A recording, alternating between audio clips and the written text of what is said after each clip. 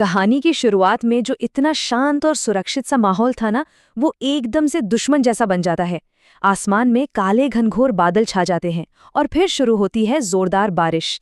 पानी जमीन की उस बिल्कुल गहरे हिस्से तक पहुंच जाता है जहां वो बीज चुपचाप सो रहा था, और देखते ही देखते हर खाली जगह कीचड़ और घुटन से भर जाती है। ये एक ऐसी स्थिति है जिससे बच निकलना, सच कहूं तो बिल्कुल नामुमकिन सा लगने लगता है।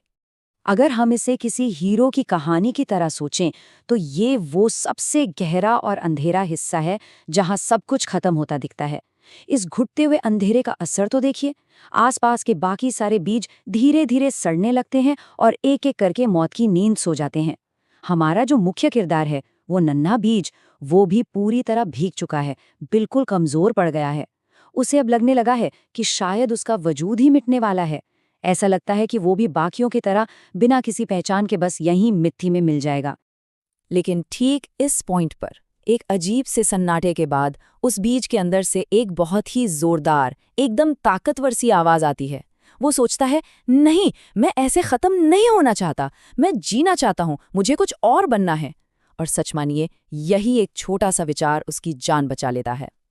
ये अंधेरे से लड़ने का एक आखिरी, हताश पर बहुत ही मजबूत फैसला था। एक ऐसा फैसला जिसने उस मरते हुए बीज में मानो वापस से जान फूंक दी।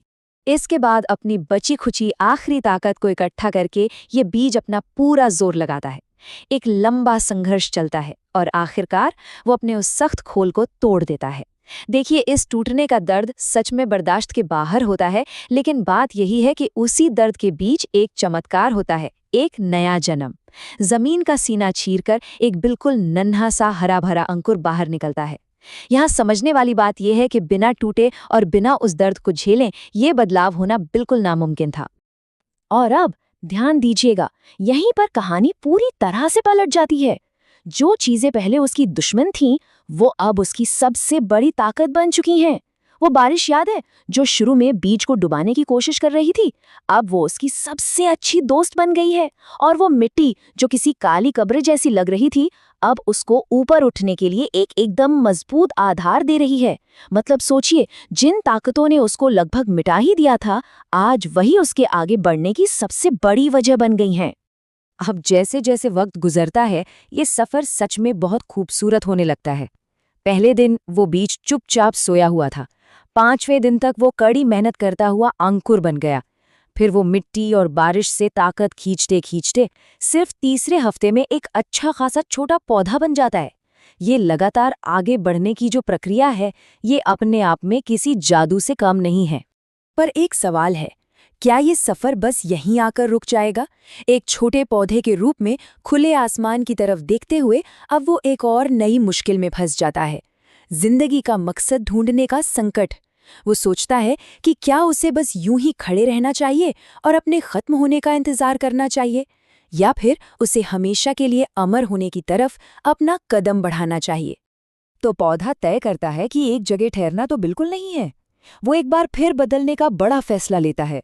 पहले वो खुद को एक बंद कली में समेट लेता है, और फिर जैसे ही वसंत का मौसम आता है, वो एक बहुत ही शानदार खिलते हुए फूल में बदल जाता है। उसकी बेहतरीन खुशबू चारों तरफ फैलती है, और फिर मधुमक्खियां और तितलियां उसके नए बीजों को हवा के साथ सारी धरती पर बिखरा देती हैं। देखा जाए तो उसने अपनी वो कभी ना हार मानने वाली हिम्मत अब हजारों नए बीजों में डाल दी है, और इस तरह उसका वो हमेशा जीवित रहने का सपना सच हो जाता है। खैर, इस सारी कहानी से हमें एक बहुत ही गहरी और जरूरी सीख मिलती है। 2 शब्द हैं, दफनाया गया और बोया गया। इनके बीच का फर्क बहुत बड़ा है। जब हमारी जिंदगी में परेशानियां आती हैं और हमें कीचड़ में धकेल देती हैं, तो हमें लगने लगता है कि हमें दफना दिया गया है, सबने हमें भुला दिया है। लेकिन ध्यान से सोचिए, हम दफनाए नहीं गए हैं, हमें दरअसल बोया गया है, ताकि हम पहले से कहीं ज्यादा ताकतवर बनकर वापस ऊंचाई तक उठ सकें। हमें सच में ये मानना पड़ेगा कि जो तूफान हमें तोड़ने की पूरी कोशिश कर रहा है, दरअसल वो ही एक ऐसी ऊर्जा है जो हमें शिखर तक पहुंचा सकती है। ये जो बदलाव है ना, ये कभी किसी चीज का अंत नहीं होता, बल्कि ये एक बिल्कुल नई शुरुआत होती है। क्योंकि देखिए, आसमान में उड़ने के लिए पंख भी सिर्फ उन्हीं को नसीब होते हैं जो थोड़ा दर्द सहकर अपने ही बनाए हुए उस सख्त खोल को तोड़ने का दम रखते हैं। तो इस नन्हे से बीज के इस इतने शानदार सफर से जिंदगी के मुश्किल से मुश्किल वक्त से निकलने का एक जबरदस्त तरीका मिलता है। बस 3 कदम है। पहला, गिरो, दूसरा, उठो और तीसरा, पूरी शान से खिलो। ये बस एक आम प्रक्रिया नहीं है, ये जिंदगी की हर चुनौती को एक नए मौके में बदलने का बेहतरीन नजरिया है। और अब इस चर्चा को खत्म करने से पहले हम सबके सामने एक बहुत बड़ा सवाल है।